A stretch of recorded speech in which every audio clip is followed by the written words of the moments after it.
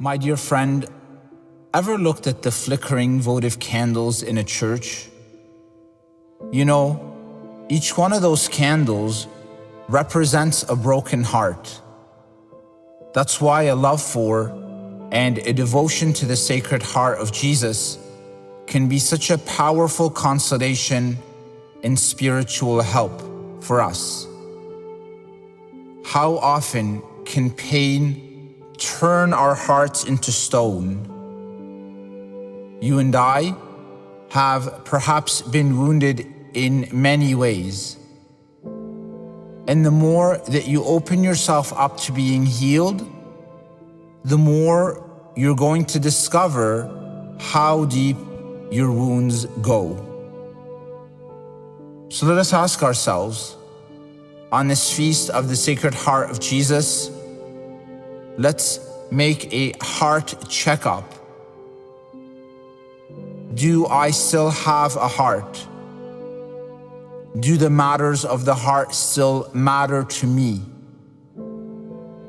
Has my heart become cynical, closed, and hard? Do I still believe in generosity, openness, and love? Does my heart still burn with passion, or at least glow with human goodness? Or do I have a frozen heart that has ceased to believe, to trust, to hope, and to love? The choice that you face constantly is whether you are taking your hurts to your head or to your heart. In your head, you analyze, you find the causes and the consequences of your hurts. You coin words to speak and write about them. But I would invite you to let your wounds go deeper than your head, than your mind, to let them go and travel down to your heart. Then you can live them through and discover that they'll not destroy you. Your heart is greater than your wounds. And more importantly, the heart of Jesus is greater than your wounds.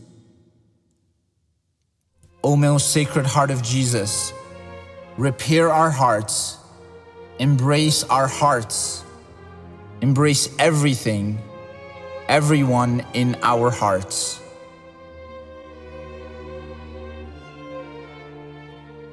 There's a story told by a nurse about a busy morning around 8:30 when an elderly gentleman in his 80s arrived to have stitches removed from his thumb. He said he was in a hurry. He had an appointment at 9 a.m. I took his vitals, the nurse said, and had him take a seat knowing it would be over an hour before someone would be able to see him. I saw him looking at his watch and decided, since I was not busy with another patient, I would evaluate his wound. And on exam, it was well healed, so I talked to one of the doctors, got the needed supplies to remove his sutures and redress his wounds. And while taking care of his wound, I asked him if he had another doctor's appointment that morning, as he was such in a hurry. He replied, no. He needed to go to the nursing home to eat breakfast with his wife. So I inquired as to her health.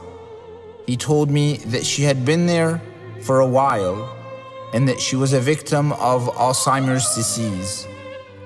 As we talked, I asked if she would be upset if he was a bit late.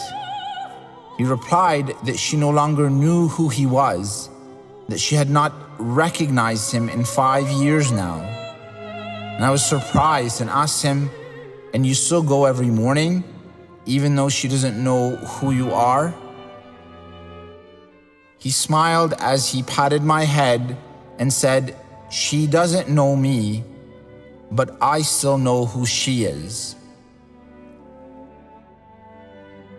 I had to hold back tears as he left.